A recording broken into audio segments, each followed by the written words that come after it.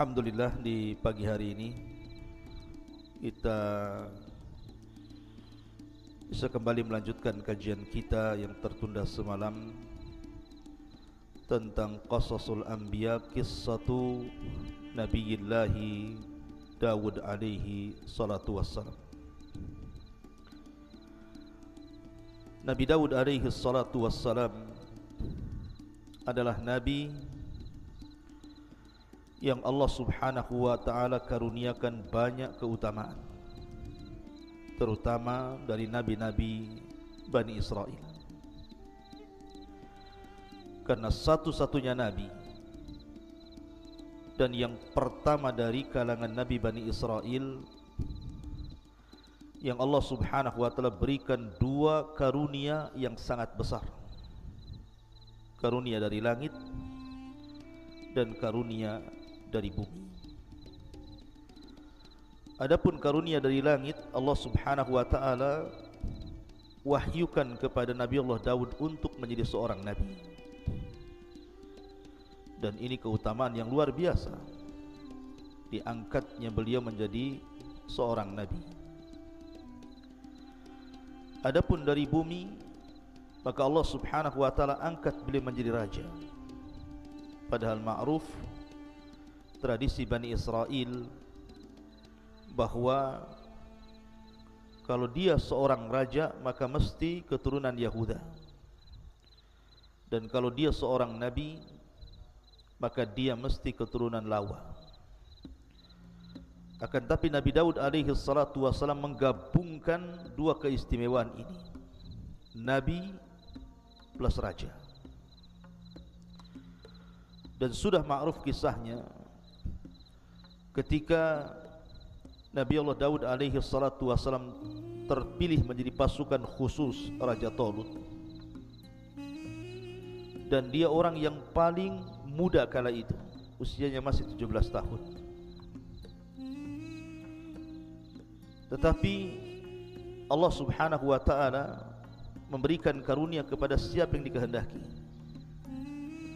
Dari seluruh tentara Talut, yang mampu atau berhasil membunuh Raja Zalim, Raja Jalut, adalah Nabi Allah Daud. Dan ketika itu belum diangkat menjadi nabi. Baru setelah kemudian dia membunuh Jalut, kemudian Talut menjanjikan bahwa siapapun yang membunuh Jalut maka dia berhak menikahi salah satu putrinya dan berhak mendapatkan kekuasaan setelahnya. Karena Jalut sendiri ketika menganggap remeh kepada Nabi Allah Daud alaihi salatu wassalam saat mubarazah, perang tanding, Jalut mengatakan, kalau engkau bisa membunuhku maka ku serahkan kerajaanku kepadamu, tapi jika aku membunuhmu maka serahkan kerajaan kalian kepadaku. Dan Daud berhasil membunuh Jalut sehingga sudah pantas dia mendapatkan kerajaan Jalut.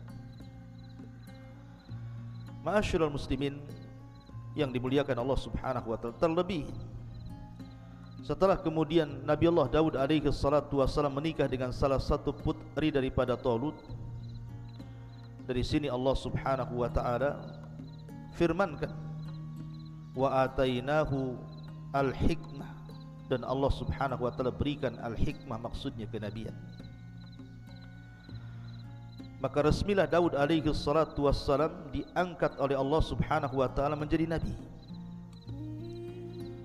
Dan Allah subhanahu wa ta'ala turunkan kitab langit, sebagaimana Ibrahim alaihi salatu wassalam diturunkan padanya suhuf. Inna hadha lafi suhufil ula suhufi Ibrahim wa Musa. Sesungguhnya Al-Quran ini terdapat lembaran-lembaran kitab langit berupa suhuf, suhufnya Nabi terdahulu dan juga suhufnya Musa dan Ibrahim. Maka sebagaimana Nabi Allah Ibrahim diturunkan suhuf kepadanya, kemudian juga Nabi Musa alaihi salatu wasallam diturunkan Taurat, kemudian Isa bin Maryam diturunkan Injil, dan Rasul kita Muhammad sallallahu alaihi wasallam diturunkan Al-Quran, maka Nabi Allah Daud juga diturunkan Zabur. Tentu Zabur tidak sebagaimana Taurat, Injil ataupun Al-Quran yang sangat tebal, karena Zabur itu kinayah taranum, mungkin semacam bait-bait syair yang suka ditaranumkan, dilanggamkan oleh Daud alaihi salatu wassalam. Dan Daud memiliki 70 suara. Jadi kalau dia taranum membaca Zabur, maka dia membaca dengan 70 qiraah. Setiap berpindah satu qiraah ke qiraah berikutnya, suaranya semakin indah, semakin baik. Bahkan saking indahnya suara Nabi Allah Daud alaihi salatu wassalam, burung-burung bahkan gunung-gunung ikut taranum dengan Daud alaihi salatu wassalam. Nanti akan saya kisahkan bagaimana kisah qiraah Zabur Nabi Allah Daud alaihi salatu wassalam. Baik, kita akan mulai dengan beberapa ayat Al-Quran yang bicara tentang kisah Nabi Allah Daud alaihi salatu wassalam. Allah subhanahu wa ta'ala berfirman dalam surah As-Sad, ayat ke-17, A'udzu billahi minasyaitonir rajim, isbir ala ma yaqulun. Bersabarlah engkau wahai Muhammad terhadap apa yang mereka katakan kepadamu. Kita tahu bahwa dakwah Nabi sallallahu alaihi wasallam itu penuh dengan tantangan dan rintangan. Mulai daripada hinaan, ejekan, cacian, makian, ancaman. Itulah tantangan dakwah Nabi sallallahu alaihi wasallam. Sehingga terkadang Nabi sallallahu alaihi wasallam sempit hatinya, dan Allah tahu. Makanya kemudian di antara faedah Al-Quran ini sepertiganya bicara tentang qasas, kisah-kisah para nabi, kisah-kisah para rasul, adalah untuk menguatkan hati Rasul, linusabbitu bihi fuadak, agar hati Nabi sallallahu alaihi wasallam tenang. Apabila Nabi sallallahu alaihi wasallam diancam untuk dibunuh, maka sebelumnya para nabi juga diancam bahkan dibunuh. Seperti Nabi Allah Yahya ibn Zakaria dibunuh, dipenggal kepalanya. Kemudian juga ayahnya Zakaria digergaji dalam pohon. Kemudian Isa juga diancam oleh kaumnya, kemudian diangkat ke langit karena akan mengalami pembunuhan. Maka di sini Allah Subhanahu wa taala ingin menghibur Nabi sallallahu alaihi wasallam dengan mengkisahkan Nabi Allah Daud kepada beliau. Allah Subhanahu wa taala mengatakan, isbir ala ma yaqulun. Bersabarlah atas apa yang mereka katakan. Wadhkur abdana Daud dzal aidi innahu awwab. Dan ingatlah akan hamba kami. Allah Subhanahu wa taala menasabkan Daud kepada hamba Allah. Dan ini idhafah tasyrif namanya, idhafah pengagungan, bahwa Daud ini bukan orang biasa tapi orang mulia, karena dinasabkan dengan kata-kata abdana, diidhafahkan kepada kami Allah Subhanahu wa taala. Allah mengatakan, dan ingatlah akan hamba kami Nabi Allah Daud alaihi salatu wassalam yang mempunyai kekuatan. Sungguh dia hamba yang sangat taat kepada Allah Azza wa Jalla. Seolah-olah Allah ingin katakan, bersabarlah wahai Muhammad sebagaimana sabarnya Nabi Allah Daud alaihi salatu wassalam. Ma'asyiral muslimin yang dimuliakan Allah Subhanahu wa taala, ketika Allah Subhanahu wa taala mengatakan wadhkur abdana Daud dzal aidi, dan ingatlah akan hamba kami Daud yang mempunyai kekuatan. Ingat, Allah Subhanahu wa taala memberikan karunia yang sangat besar kepada Nabi Allah Daud alaihi salatu wasallam berupa kekuatan. Makanya Allah Subhanahu wa taala menyebutkan dalam surah Sad ayat 20-nya, wasaddadna mulkahu, dan kami kuatkan kerajaannya. Para ulama tafsir mengatakan dal aidi innahu awwab, bahwa dia memiliki kekuatan bukan hanya kekuatan kerajaannya, karena semenjak Nabi Allah Daud diangkat oleh Allah menjadi nabi kemudian menjadi raja sepeninggal Talut, maka seluruh Bani Israel sangat mencintai Daud, berbeda dengan raja-raja sebelumnya. Terkadang Bani Israel mereka melakukan pemberontakan, atau kepada para nabi sebelumnya terkadang mereka membunuh para nabi, mendustakan para nabi. Tapi tidak bagi Daud alaihi salatu wassalam. Seluruh Bani Israel suka dengan Daud, karena dia memiliki kekuatan yang Allah anugerahkan. Bukan hanya kekuatan kerajaannya, kekuatan tentara-tentaranya dan banyaknya pasukannya, tapi dia juga memiliki kekuatan ibadah.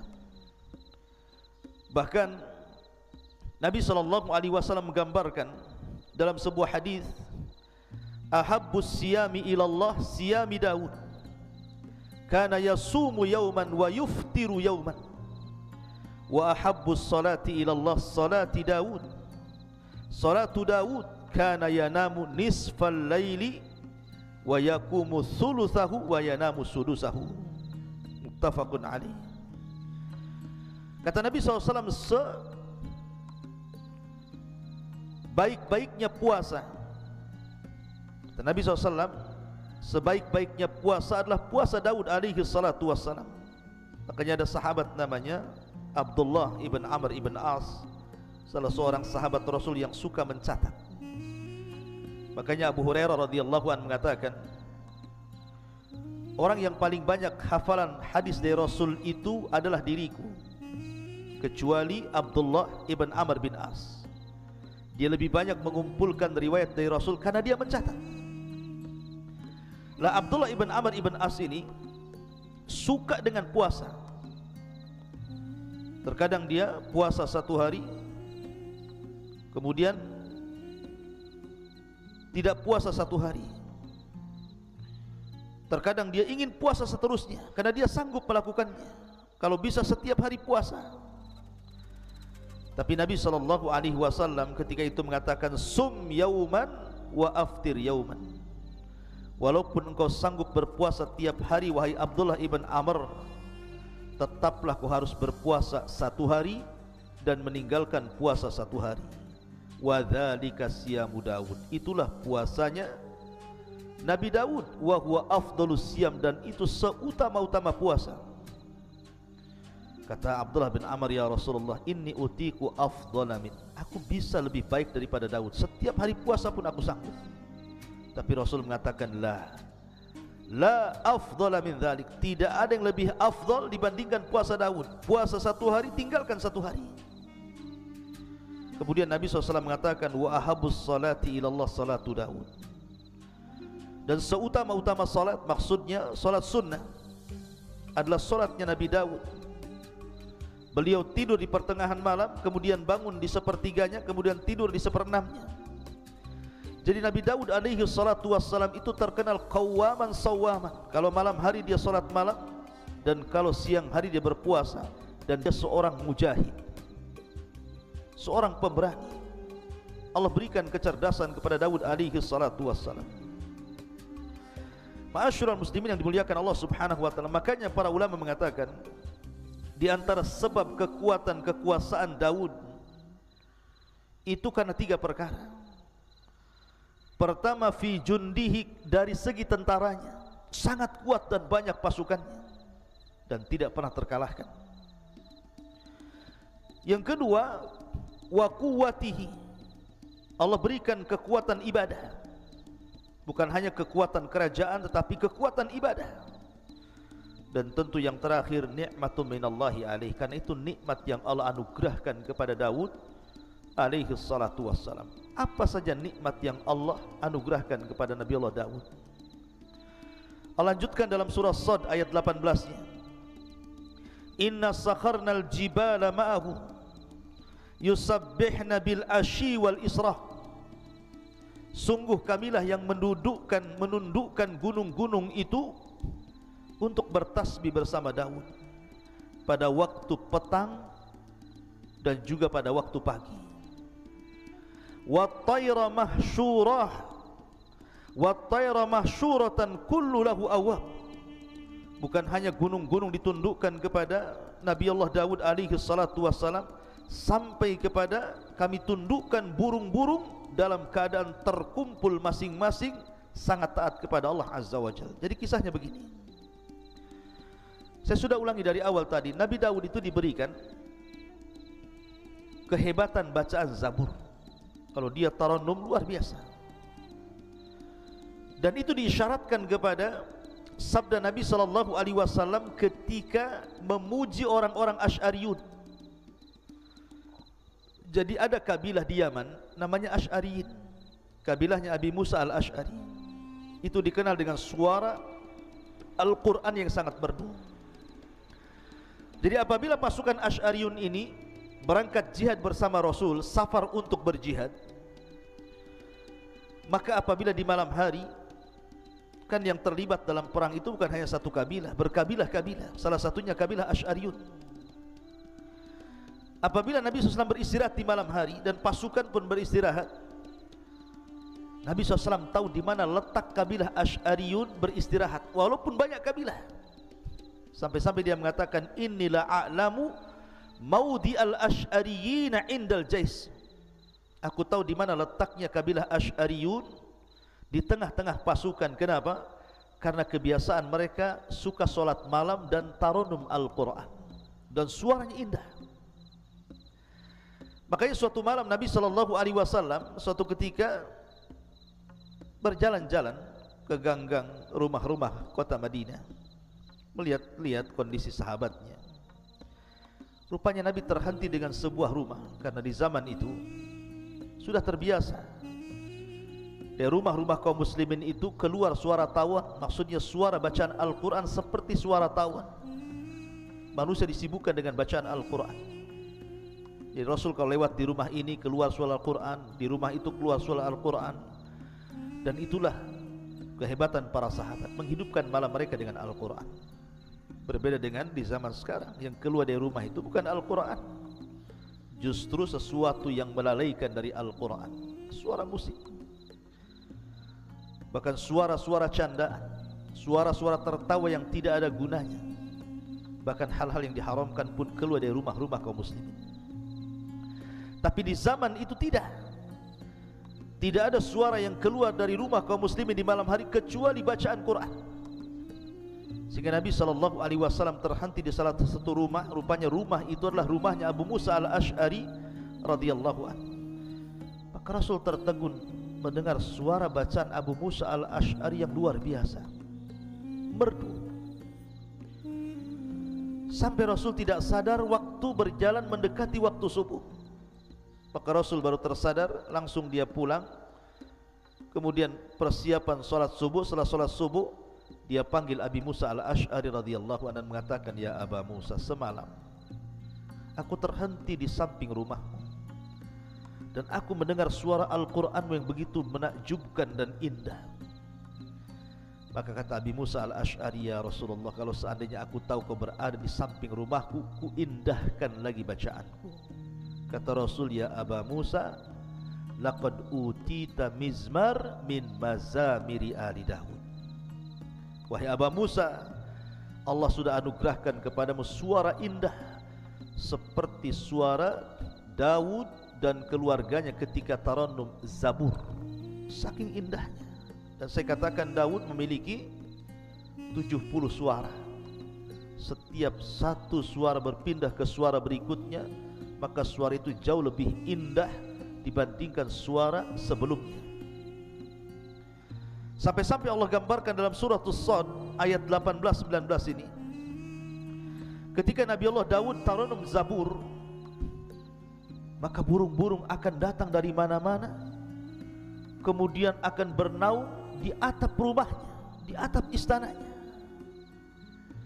Mereka ikut bersiul, ikut melanggamkan seperti yang dilanggamkan Zabur oleh Daud alaihi salatu wassalam. Anda bisa bayangkan apabila suara burung saja 2-3 ekor bersiul itu sudah bising itu. Tapi ini burung-burung dari mana-mana bersiul mengikuti tarannumnya Zabur yang dibacakan Daud alaihi salatu wassalam, sehingga membuat cemburu gunung-gunung. Seolah-olah gunung mengatakan, engkau izinkan burung-burung ikut tarannum bersama Daud, izinkan aku juga ya Rabb tarannum dengan Zabur yang dibacakan Daud alaihi salatu wassalam. Akhirnya Allah subhanahu wa ta'ala izinkan, akhirnya gunung pun bersuara. Karena ulama tafsir mengatakan bahwa tasbihnya gunung dan juga burung-burung itu ala zahiriha, dibawa kepada zahir Al-Quran. Jadi betul-betul bersuara. Dari sini ada kisah Israiliyat.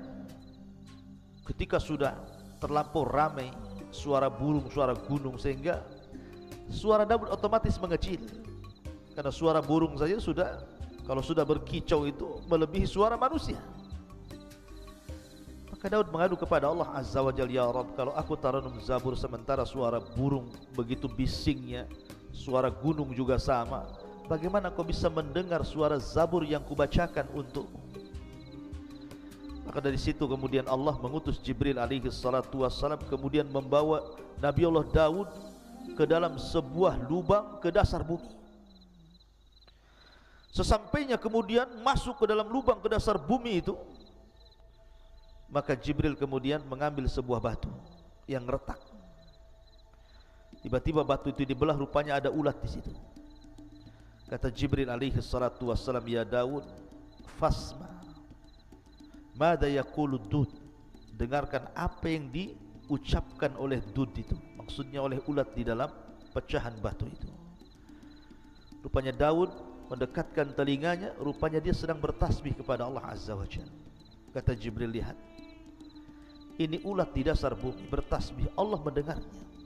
Apalagi engkau berada di atas bumi, tentu Allah lebih mendengarnya. Walaupun suara-suara burung dan gunung itu mereka pun bersuara melebihi suaramu. Tapi ini kisah Israiliyat. Ma'asyiral muslimin yang dimuliakan Allah subhanahu wa ta'ala, intinya bahwa Allah anugerahkan kepada Daud suara yang sangat indah, luar biasa. Dan ketika suara Nabi Allah Daud itu mempengaruhi suara burung, mempengaruhi gunung, menunjukkan bahwa bacaan ayat-ayat Allah itu memiliki pengaruh kuat kepada manusia. Makanya kita lihat Nabi SAW itu bukan hanya membaca Al-Quran, tetapi juga rindu mendengarkan bacaan Al-Quran orang lain. Suatu ketika Nabi SAW memanggil Abdullah ibn Mas'ud yang kunyahnya Ibnu Ummi Abdin. Suaranya juga indah, bahkan pernah disejajarkan dengan suara Jibril ketika Rasul pulang dari safar bersama Abu Bakar dan Umar, kemudian mendengar suara Abdullah ibn Mas'ud membaca Al-Quran. Kata Nabi SAW, ya Aba Bakrin wa ya Umar, wahai Abu Bakar dan Umar, man arada an yasma'al Qur'ana ghaddan tariyan falyasma' ala qiraati Ummi Abdin. Wahai Abu Bakar, wahai Umar, kalau engkau ingin mendengarkan bagaimana Al-Quran itu turun kepadaku, ketika Jibril membaca Quran kepadaku, maka perdengarkan suara Ibnu Ummi Abdin, maksudnya Abdullah ibn Mas'ud. Jadi Rasul memanggil Abdullah ibn Mas'ud dan mengatakan, Iqra alayya al-Quran, wahai Abdullah bin Mas'ud, tolonglah bacakan untukku Al-Quran. Kata Abdullah bin Mas'ud, ya Rasulullah, aqra'u 'alaika wal Qur'anu unzila ilaik. Rasul, bagaimana mungkin aku membacakan Al-Quran kepadamu sementara Quran itu turun kepadamu? Tapi Rasul mengatakan, iqra, baca saja. Faqara'a, maka dia pun membaca suratul Nisa sampai kepada ayat wa kaifa idza ji'na min kulli ummatin bisyahid wa ji'na bika ala haula'i syahida. Bagaimana kalau seandainya setiap umat itu memerlukan saksi dan engkau saksi bagi umat-umat itu? Sampai kepada ayat ini Rasul mengatakan hasbuka hasbuka, cukup cukup. Rupanya Abdullah ibn Mas'ud melihat Rasul menangis, merenungkan ayat yang dibaca Abdullah ibn Mas'ud radhiyallahu anhu. Jadi Al-Quran itu mempengaruhi sampai kepada Nabi SAW. Makanya kita lihat ada seorang ulama namanya Fudail ibn Iyad, seorang perompak padang pasir. Ketika dia hendak merampok salah satu rumah orang kaya milik seorang wanita tajir, ada yang mengatakan hendak melihat wanita yang disukainya, seorang jariyah, naik ke atas rumah. Tiba-tiba sahibul bait, pemilik rumah itu sedang qiyamul lail, kemudian membacakan Al-Quran sampai kepada ayat alam ya'ni lilladzina amanu an tash'a qulubuhum bi dzikrillah wa ma nazala minal haq. Tidakkah sampai usia, maksudnya 40 tahun, untuk menyadarkan dia kembali berzikir kepada Allah, dan begitu seterusnya. Tiba-tiba Fudail bin Iyad hampir jatuh dari atap rumah itu. Dia mikirkan ayat itu sampai akhirnya dia pun bertobat dari rampoknya, kemudian belajar sehingga menjadi alim min ulama'id dunia. Jadi ulama dunia, terkenal zuhud wara'nya. Intinya bahwa faedah yang sangat besar dari kisah Nabi Daud alaihi salatu wassalam, dia mampu membaca Zabur dan Allah anugerahkan suara yang sangat indah. Maka bagi anda yang Allah anugerahkan suara indah, gunakan untuk membaca Al-Quran. Buat apa anda gunakan untuk menyanyi? Tidak ada faedahnya dunia akhirat. Wa minan nasi man yashtari lahwal hadits liyudhilluka an sabilillah. Karena ada sebagian manusia itu yang akan memperjualbelikan lahwal hadis, ucapan-ucapan yang tidak ada gunanya untuk menyesatkan jalan Allah. Maka gunakan suara emas, suara indah anda untuk membaca Al-Quran. Rasul mengatakan man lam yataghanna bil Quran falaysa minni. Siapa yang tidak melanggamkan Al-Quran dengan suara indah, maka bukan termasuk umatku. Quran itu indah dan akan semakin indah bila dibacakan orang yang memiliki suara indah. Ma'asyiral muslimin yang dimuliakan Allah Azza wa Jalla. Kemudian Allah mengatakan dalam surah As-Sad ayat 20-nya, wa shaddadna mulkahu wa atainahul hikmata wa faslal khitab. Dan kami kuatkan kerajaannya. Sekali lagi, Daud ini diberikan anugerah kekuatan kerajaan karena semua Bani Israel mendukungnya. Tidak ada satupun yang memberontaknya. Selama 40 tahun Nabiullah Daud berkuasa, kehidupan Bani Israel sungguh di atas kejayaan. Memiliki raja plus juga nabi, dan memiliki tentara yang sangat kuat dan kekuatan ibadah yang luar biasa. Makanya Allah mengatakan dan kami kuatkan kerajaannya, wa atainahul hikmah, dan kami berikan hikmah kenabian kepadanya, wa faslal khitab, dan kebijaksanaan dalam memutuskan perkara. Jadi Nabi Allah Daud itu subhanallah, dia diberikan kepahaman yang luar biasa. Setiap kasus yang ditanganinya, maka Allah berikan jalan keluarnya. Jadi kalau ada orang bertengkar, berselisih, meminta didamaikan, meminta fatwa, maka Nabi Allah Daud alaihi salatu wassalam pakarnya menyelesaikan seluruh problematika umatnya, tentu atas karunia dan izin dari Allah yang Allah berikan kecerdasan, kepahaman kepada Daud sehingga mampu menyelesaikan setiap kasus per kasus yang terjadi kepada umatnya. Nanti kita akan jelaskan kan Nabi Allah Daud itu membagi hari menjadi 3. Satu hari dia gunakan untuk memutuskan perkara. Setiap umatnya yang datang berkasus, maka dia harus memutuskan perkara itu, dan selalu ada jalan keluarnya. Yang kedua, satu hari dia mengunjungi rakyatnya, bertanya soal kebutuhan mereka, apa yang kurang, apa yang dikehendaki umatnya, sehingga Daud tahu kebutuhannya. Kemudian yang ketiga, satu hari beliau gunakan untuk ibadah, tidak boleh ada siapapun yang mengganggunya sampai kepada keluarganya. Dia punya ruangan khusus, beribadah saja satu hari itu. Dan itulah Daud alaihi salatu wassalam membagi hari-harinya, dan itu sudah menjadi sebuah kebiasaan dan adat yang diketahui Bani Israel. Jadi kalau mereka ada kasus, mereka nunggu kepada hari ketika Nabi Daud menjadi hakim dulu, tidak lantas setiap hari datang. Ma'asyiral muslimin yang dimuliakan Allah Subhanahu wa taala. Kemudian Allah Subhanahu wa taala juga berfirman dalam ayat yang lain, "Wa laqad atayna Dawuda minna fadla ya jibalu awwibi ma'ahu wat-tayra wa alanna lahul hadid ani'mal sabighati wa qaddir fis syardi wa'malu salihan inni bima ta'maluna basir." Dan sungguh kami telah berikan kepada Daud karunia yang sangat besar dari kami.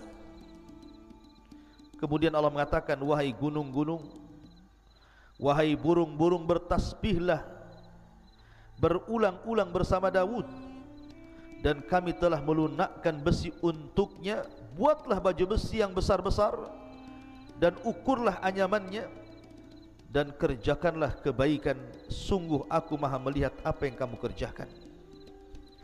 Jadi selain Daud alaihi salatu wassalam mampu tarannum dengan 70 qiraah, sehingga gunung dan juga burung-burung ditundukkan kepada Nabi Daud alaihi salatu wassalam, Daud juga walaupun dia seorang nabi, seorang raja, bukan berarti kemudian dia mengandalkan keutamaan yang Allah anugerahkan kepadanya untuk mencari rezeki, tidak. Tapi dia bekerja sendiri. Dia tidak mengandalkan gaji, mungkin bahasa kitanya. Tidak semena-mena karena dia seorang raja, memiliki istana, memiliki dayang, memiliki pasukan. Tidak.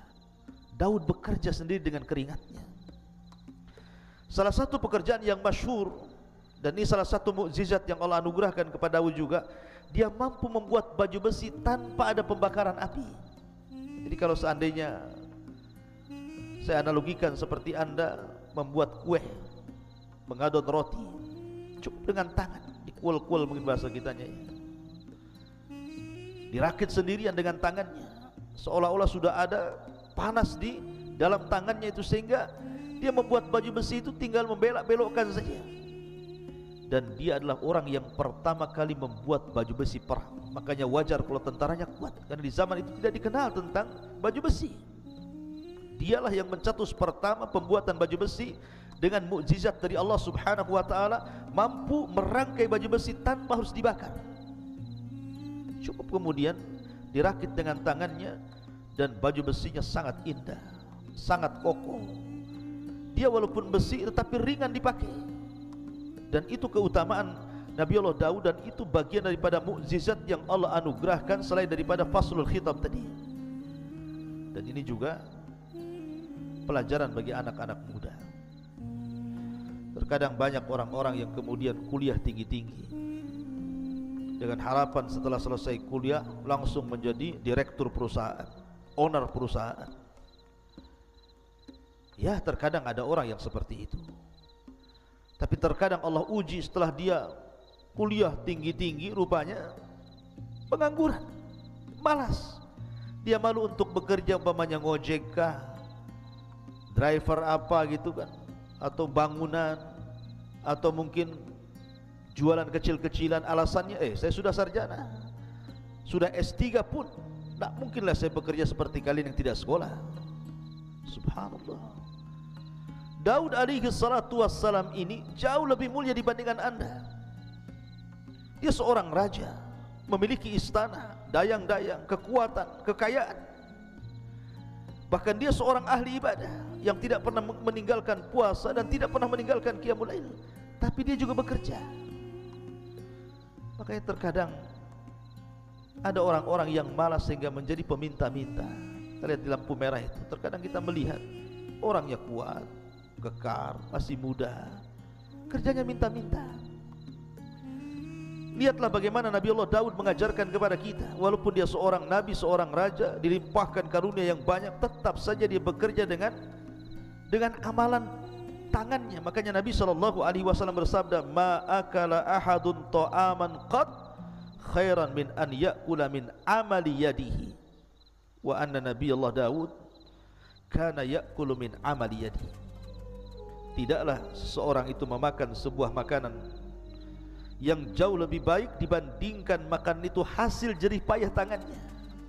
Dan sesungguhnya Nabi Allah Daud, beliau memakan dari hasil tangannya. Ma'asyiral muslimin yang dimuliakan Allah Azza wa Jalla, maka dari sini mengisyaratkan bahwa Nabi Daud alaihi salatu wassalam beramal sendirian, bahkan dilebihkan dari para nabi. Dan kebiasaan para nabi juga, mereka bekerja. Ibrahim alaihi salatu wassalam, dia jual baju, dia membeli baju di pasar di tempat lain, kemudian dijual di tempat lain. Itu Ibrahim Khalilur Rahman, pemimpin ataupun Abul Anbiya, bapaknya para nabi, bekerja. Zakaria Najjar, mungkin bahasa kita Najjar itu semacam ya pembuat kayu. Di zaman sekarang ini mebel gitu ya. Itulah pekerjaannya Nabi Zakaria alaihi salatu wassalam. Bahkan Rasul tidak malu-malu untuk menjadi ra'il ghanam, penggembala kambing milik tuan Arab.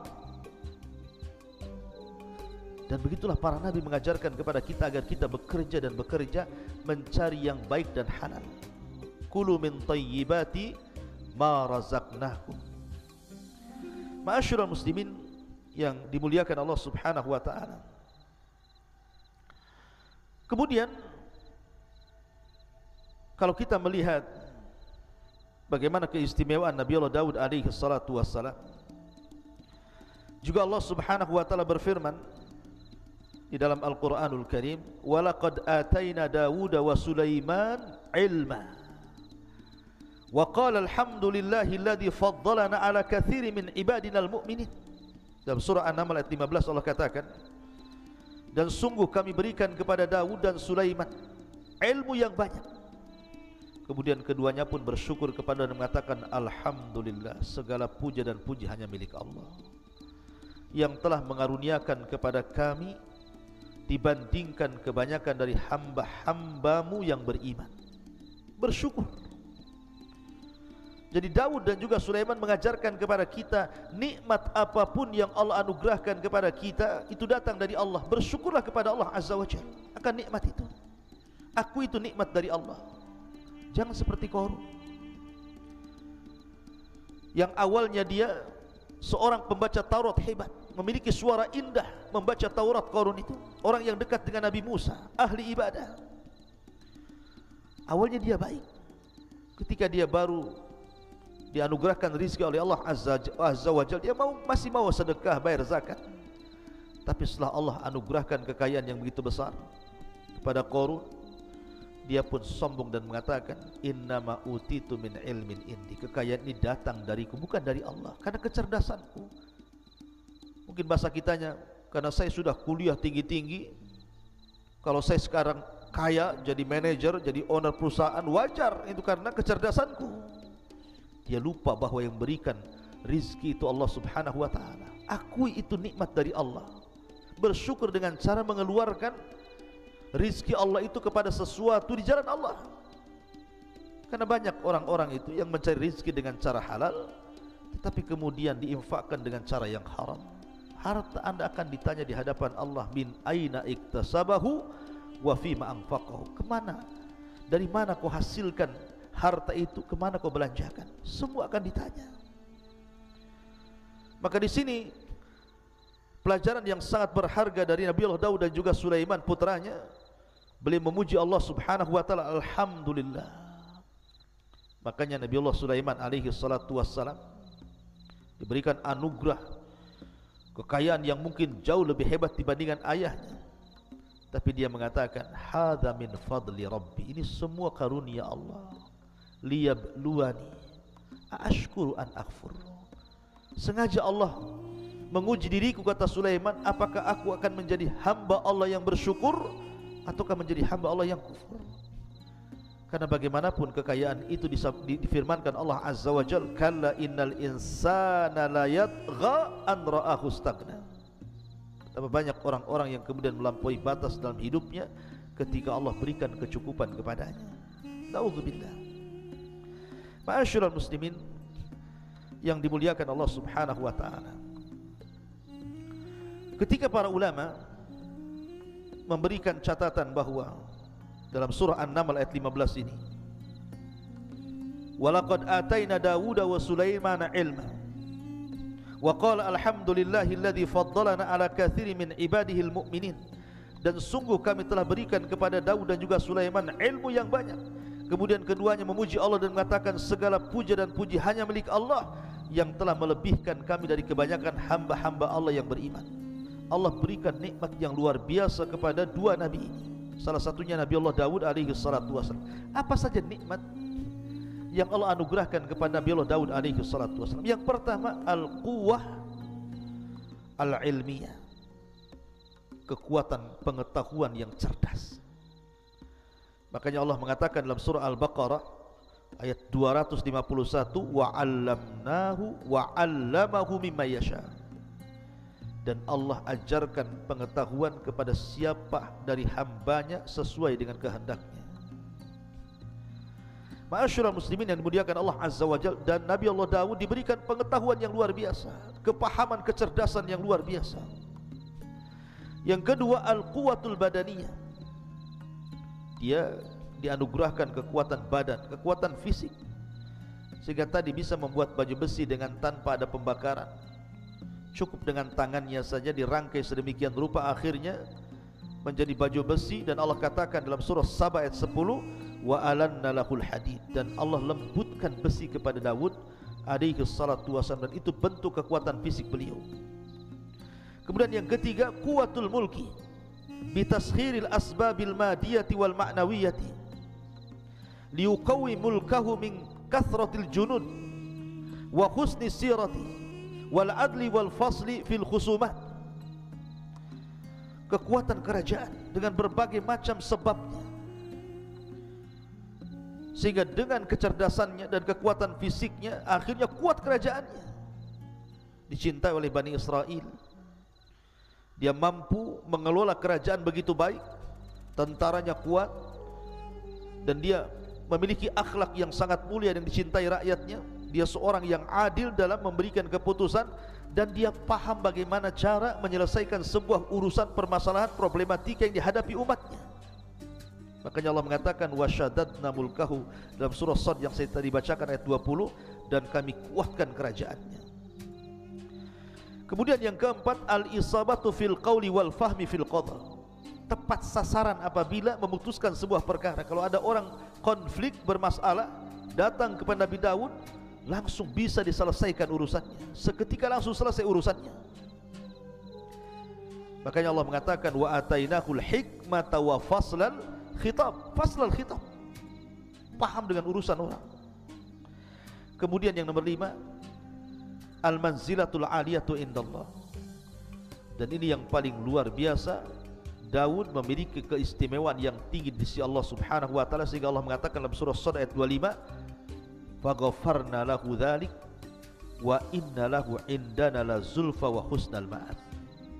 Kami ampuni dosa-dosanya, dan sungguhnya Daud di sisi kami, kata Allah, sungguh hamba Allah yang mendekatkan diri kepadaku, dan dia akan mendapatkan kebaikan tempat kembali kelak. Kemudian yang nomor 6, al-barakatu fil waqti wa taysirul qiraati alaihi, barakah dalam waktu, karena Daud itu tidak pernah menyanyiakan waktunya walaupun 1 detik. Bagaimana tidak di malam hari dia tahajud, kanu minal laili ma yahjaun. Jadi Daud itu menghidupkan setiap malamnya, dan begitulah adatul anbiya, kebiasaan para nabi. Lihat Rasulullah SAW sampai diwajibkan qiyamul lail bagi dia, sehingga di masa tuanya kaki-kaki Rasul pecah-pecah, sehingga Aisyah radhiyallahu anha mengatakan, ya Rasulullah, kau sudah sepuh, sudahlah kerjakan yang wajib-wajib, tinggalkan yang sunnah-sunnah. Tapi Rasul mengatakan, ya Aisyah, afala akuna abdan syakur, salahkah saya menjadi hamba Allah yang bersyukur? Maka salat melahirkan syukur. Daud tidak pernah menyanyiakan di waktu malam, dan tidak menyanyiakan di waktu siang. Dia berpuasa dan berjihad. Subhanallah, barakah waktunya. Dan Allah mudahkan bacaan Zabur kepadanya, sehingga Allah subhanahu wa ta'ala anugerahkan suara yang sangat indah dan mempengaruhi makhluk-makhluk di sekitarnya. Kemudian nomor 7, husnus saut, indahnya suara. Saya katakan Daud memiliki 70 qiraah. Satu qiraah lebih indah daripada qiraah berikutnya, dan itu keistimewaan. Makanya saya katakan, Anda yang memiliki suara emas, suara indah, gunakan untuk baca Quran. Bukankah Rasul yang mengatakan, man qara harfa min kitabillah falahul hasanatu wal hasanatu bi asyri amthaliha, la aqulu alif lam mim harfun walakin alifun harfun wa lamun harfun wa mimun harfun, kata Rasul. Saya membaca satu huruf, siapa yang membaca satu huruf dalam Al-Quran, maka dia dapat satu kebaikan yang dilipat gandakan 10 kali lipat kebaikan. Aku tidak katakan alif lam mim satu huruf, tapi alif satu huruf, lam satu huruf, mim satu huruf. Anda bisa bayangkan, baca surah Al-Fatihah saja, kalau satu huruf 10 kebaikan, berapa kebaikan yang Anda akan dapati dari baca Al-Quran itu? Ma'asyiral muslimin yang dimuliakan Allah subhanahu wa ta'ala, adapun beberapa kisah yang terkait dengan Nabi Allah Daud alaihi salatu wassalam disebutkan dalam riwayat Abi Hurairah radhiyallahu anhu. Jadi ketika Allah subhanahu wa ta'ala menciptakan Adam alaihi salatu wassalam, kemudian meniupkan ruh, kemudian dia pun bersin, kemudian Allah mengajarkan untuk membaca Alhamdulillah, kemudian Allah jawab yarhamukallah, kemudian Allah mengatakan idhab ila ulaikal malaika, wahai Adam, temui para malaikat yang ada di hadapan, ucapkan kepada mereka assalamualaikum. Maka Adam pun kemudian datang kepada para malaikat mengucapkan assalamualaikum, dan malaikat menjawab waalaikumsalam warahmatullahi wabarakatuh. Kemudian Adam kembali kepada Allah dan mengatakan, inna hadhihi tahiyyatuka wa tahiyyatu ummatika ya Adam. Inilah salam penghormatan kepadamu dan salam penghormatan bagi umat. Makanya Nabi juga memerintahkan untuk menyebarkan salam, karena itu bagian daripada merekatkan hati. Kata Nabi SAW, absus salam bainakum, sebarkan salam di antara kalian. Maka setelah itu kemudian Allah subhanahu wa ta'ala mengusap punggung Nabi Adam alaihi salatu wassalam. Kemudian Adam diperlihatkan keturunannya. Maka ketika Adam kemudian melihat keturunannya, dilihatnya ada satu orang dari turunan Adam alaihi salatu wassalam memiliki cahaya di dahinya, dan itu sangat menakjubkan Adam alaihi salatu wassalam. Kenapa orang ini bercahaya? Dan siapa dia? Akhirnya kemudian Adam mengatakan, ya Rabb, man hadha, siapa orang itu? Dari turunanku yang bercahaya itu siapa? Maka Allah mengatakan, hadha ibnuka Daud, itu turunanmu, namanya Daud alaihi salatu wassalam. Qad kutibat lahu umru arba'ina sana, Allah sudah catat dia hanya punya umur 40 tahun saja. Ketika mendengar usianya pendek, sementara Adam sudah takjub dengan Daud alaihi salatu wassalam, dia mengatakan, ya Rabb, zid fi umri, zid fi umri, tambahkan usianya. Maksudnya, ambil usiaku, tambahkan usianya. Kalau memang dia hanya usianya 40 tahun, tambahkan 60 lagi, genapkan menjadi 100 tahun usianya, biar dia agak panjang sedikit. Akhirnya kemudian ditakdirkan Daud pun diberikan usia Adam 60 tahun sehingga genap menjadi 100 tahun.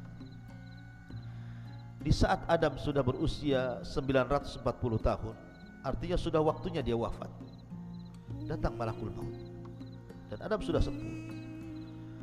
Ketika malakul maut hendak mencabut ruhnya Adam, Adam lupa bahwa usia dia sudah diberikan 60 tahun kepada Daud, sehingga dia tidak mau dicabut nyawanya, dan tetap mengatakan, bukankah usiaku 1000 tahun?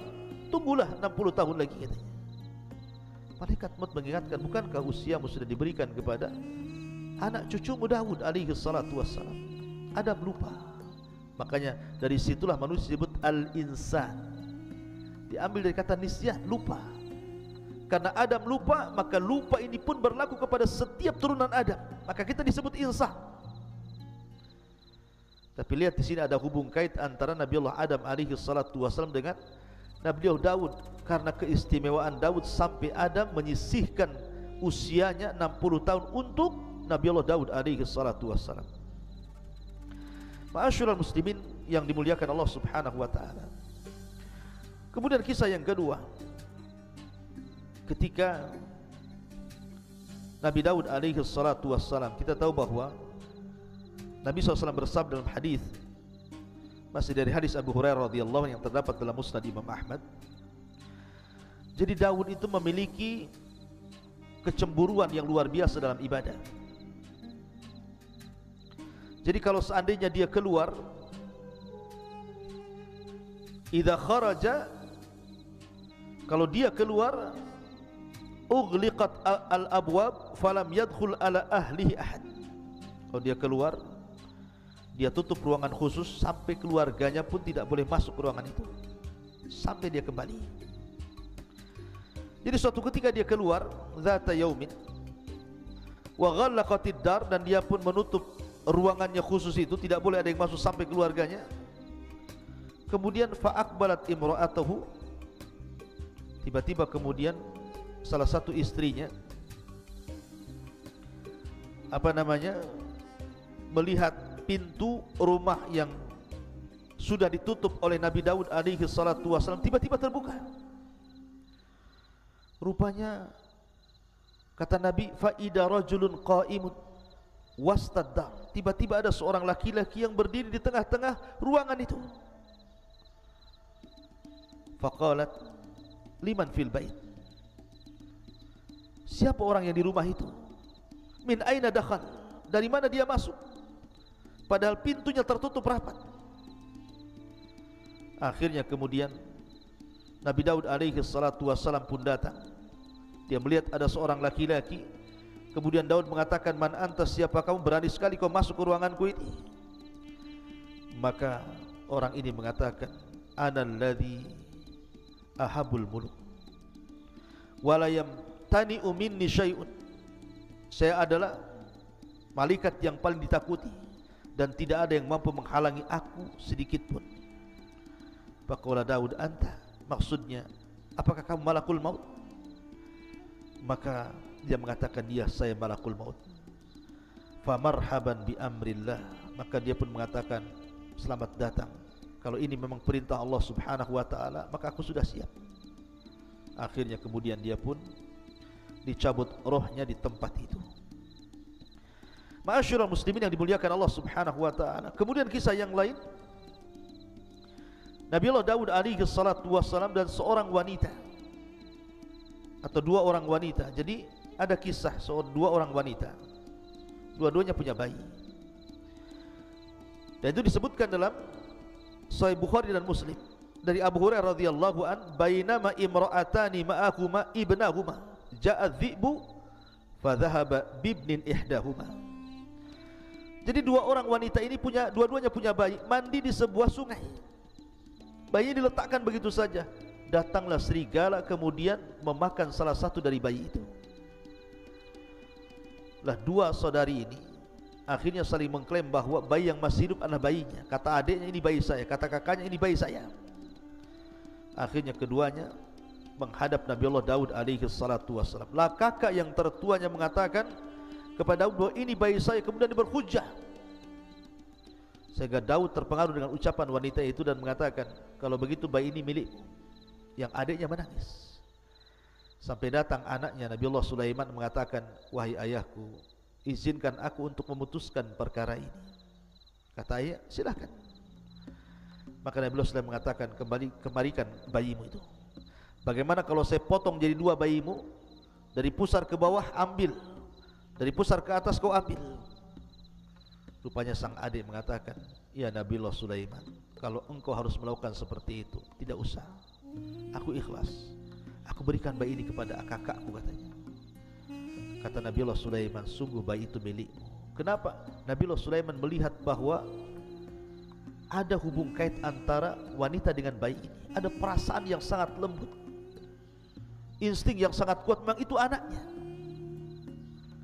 Makanya dua nabi ini luar biasa, diberikan kecerdasan luar biasa. Kemudian juga kisah yang berikutnya juga disebutkan dalam surah Sad. Saya ulangi dari awal. Ya, Nabi Daud alaihi salatu wassalam ini diberikan oleh Allah subhanahu wa ta'ala kecerdasan yang luar biasa, dan dia membagi waktunya menjadi tiga waktu. Jadi satu hari untuk memutuskan perkara, satu hari untuk melihat-lihat rakyatnya, dan satu hari untuk beribadah. Dihabiskan satu hari itu untuk beribadah kepada Allah azza wa jalla. Jadi suatu hari disebutkan di dalam Al-Quran surah Sad ini, wa hal ataka naba'ul khasmi ittasawwarul mihrab, dan apakah telah sampai kepadamu berita orang-orang yang berselisih ketika mereka memanjat dindingnya mihrab. Jadi Daud itu punya ruangan khusus, dindingnya tinggi, nggak ada orang yang bisa memanjat di situ.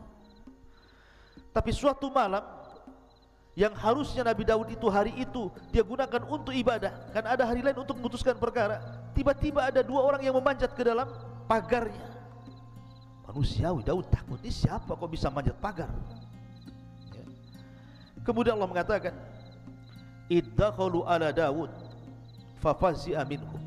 Ketika mereka masuk menemui Daud, Daud pun takut dan terkejut karena kedatangan mereka. Qalu, maka dua orang yang berselisih ini mengatakan kepada Daud, la takhaf, jangan takut. Khasmani baga ba'duna ala ba'din fahkum bainana bil haqq wa la tushtid wahdina ila sawa'is sirat. Jangan takut, kami dua orang yang sedang berselisih, sebagian kami menzalimi sebagian yang lain, maka berilah keputusan kepada kami secara adil, dan janganlah menyimpang dari kebenaran, serta tunjuki kami jalan yang lurus kepada Allah subhanahu wa ta'ala. Daud terperanjat. Kata Daud, ya sudah, apa masalah?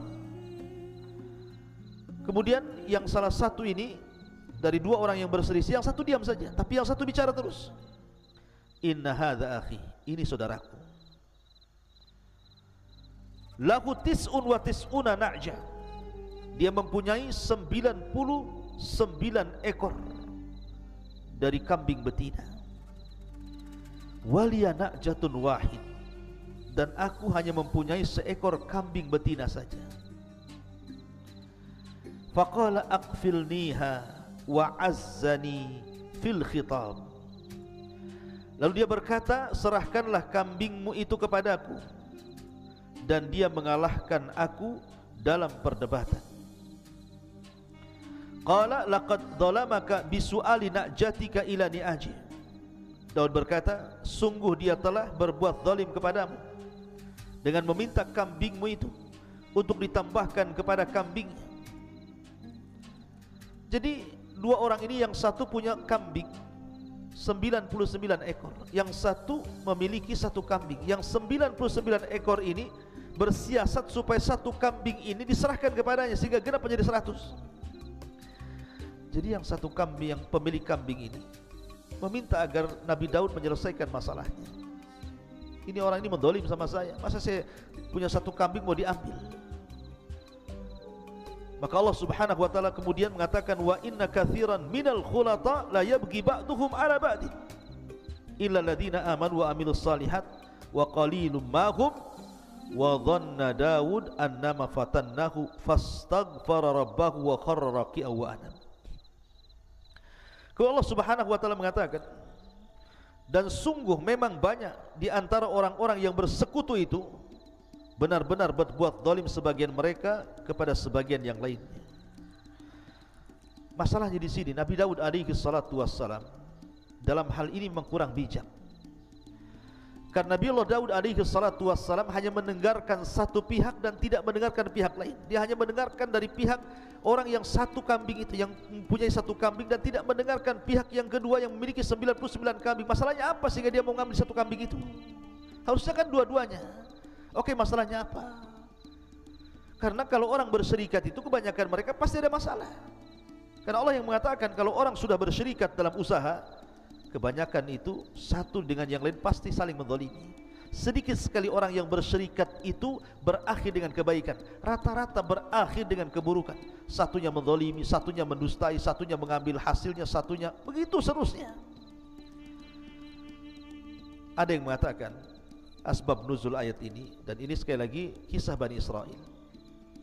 Dan kaedah ketika kita mendengar kisah Bani Israel, kalau memang kisah itu sesuai dengan Al-Quran dan Sunnah kita terima. Tapi kalau kisah itu tidak sesuai dengan Al-Quran dan Sunnah maka kita tolak. Maka kenapa kita tidak boleh membenarkan secara mutlak, tidak boleh mendustakan secara mutlak? Walaupun Rasul mengatakan hadithu am Bani Israel wala haraj, kisahkan tentang Bani Israel dan tidak mengapa. Jadi Nabi Daud suatu ketika keluar rumah, rupanya melihat ada seorang wanita yang sedang mandi, nampak auratnya. Tiba-tiba Nabi Daud tertarik dengan wanita itu. Akhirnya dia bersiasat, karena setelah ditelisik rupanya wanita itu bukan seorang gadis, tapi seorang wanita yang sudah bersuami, dan nama suaminya Uria. Jadi akhirnya Nabi Daud bersiasat ingin mengambil wanita itu, masalahnya dia bersuami. Maka ketika Daud mempersiapkan pasukan perang, maka dia panggil Uria, suami daripada wanita itu, untuk terlibat dalam perang, kemudian diletakkan di tengah-tengah pasukan supaya dia mudah terbunuh. Akhirnya berangkatlah pasukan itu, dan suami daripada wanita ini Uria dilibatkan di tengah-tengah pasukan, bahkan paling depan. Akhirnya terbunuhlah wanita itu, terbunuhlah suami dari wanita itu. Maka Daud pun mengambil janda daripada mujahid itu. Sekali lagi ini kisah dusta. Tidak mungkin seorang nabi melakukan seperti itu. Seolah-olah di sini Allah Subhanahu wa taala mengatakan, wa dhanna Daud annama fatannahu fastaghfara rabbahu wa kharra raqian wa anab. Daud menduga bahwa kami mengujinya, maka dia pun mohon ampun kepada Allah, lalu menyungkur sujud dan bertobat. Jadi seolah-olah orang ini ketika mengatakan, saya punya satu kambing, yang ini 99 kambing. Seolah-olah kau ini Daud punya istri 99, karena istrinya Daud itu banyak, 99 istri. Tiba-tiba engkau ingin menambah satu istri dengan cara zalim seperti itu, melibatkan suaminya dalam perang supaya mati. Sama dengan kisah ini, orang ini memiliki 99 kambing, kemudian saudara yang memiliki satu kambing, kemudian yang 99 yang punya kambing ini hendak menzalimi saudaranya dan mengambil satu kambing biar dimasukkan menjadi 100. Maka Daud pun sadar, jangan-jangan ini peringatan bagi dia. Makanya dia langsung minta ampun kepada Allah, langsung sujud dan kembali kepada Allah Azza wa Jalla. Sekali lagi kisah ini kisah dusta. Maka kita hanya melihat zahir kisah Al-Quran, tidak ada hubung kait dengan wanita tadi ataupun dengan Uria yang dilibatkan dalam perang. Itu kita, Islam tidak mengenal kisah itu. Dan dari sini Allah mengatakan faghafarna lahu dzalik wa inna lahu indana lazulfa wa husnal ma'ab. Lalu kami mengampuni kesalahan itu, dan sungguh dia mempunyai di sisi kami kedudukan yang benar-benar dekat dan tempat kembali yang baik. Dan Allah katakan, ya Daud, inna ja'alnaka khalifatan fil ardi fahkum bainan nasi bil haq wa la tattabil hawa fayudillaka an sabilillah. Innal ladzina yadilluna an sabilillah lahum adzabun syadid bima nasu yaumal hisab. Allah berfirman, wahai Daud, sesungguhnya engkau kami jadikan penguasa di bumi ini, maka berilah kepada putusan perkara di antara manusia itu dengan sangat adil, dan jangan kau ikut hawa nafsu dirimu, karena akan menyesatkan dirimu dari jalan Allah. Maka siapapun yang tersesat dari jalan Allah, mereka pantas mendapatkan adab yang berat, karena mereka melupakan hari perhitungan. Seolah-olah Allah ingin berikan pelajaran kepada Daud. Terkadang ada orang yang berselisih dan minta diselesaikan hari ini juga, takkan mungkin menunggu sampai 3 hari. Kalau memang ini urgent, harus diselesaikan, maka uruslah rakyat. Jangan membagi hari menjadi 3 sehingga kalau ada orang masalah nunggu hari di mana Daud alaihi salatu wasallam ada keluangan untuk memutuskan perkara. Kalau memang di hari itu engkau hari beribadah, atau di hari engkau sedang melihat rakyatmu tiba-tiba ada masalah, putuskan hari itu juga. Itu zahir Al-Quran seperti itu. Dan Nabi Allah Daud alaihi salatu wassalam seorang nabi yang dikaruniakan banyak nikmat oleh Allah Subhanahu wa taala, dan Allah anugerahkan kepadanya putra yang luar biasa, Nabi Allah Sulaiman alaihi salatu wassalam. Bagaimana kisah Nabi Daud alaihi salatu wassalam dan juga putranya Nabi Allah Sulaiman, dan bagaimana juga kisah Nabi Allah Sulaiman alaihi salatu wassalam, insyaallah kita akan bersambung lain kesempatan. Mudah-mudahan ada manfaatnya. Subhanallah bihamdika asyhadu an la ilaha illa anta astaghfiruka wa atubu ilaik. Assalamualaikum warahmatullahi wabarakatuh.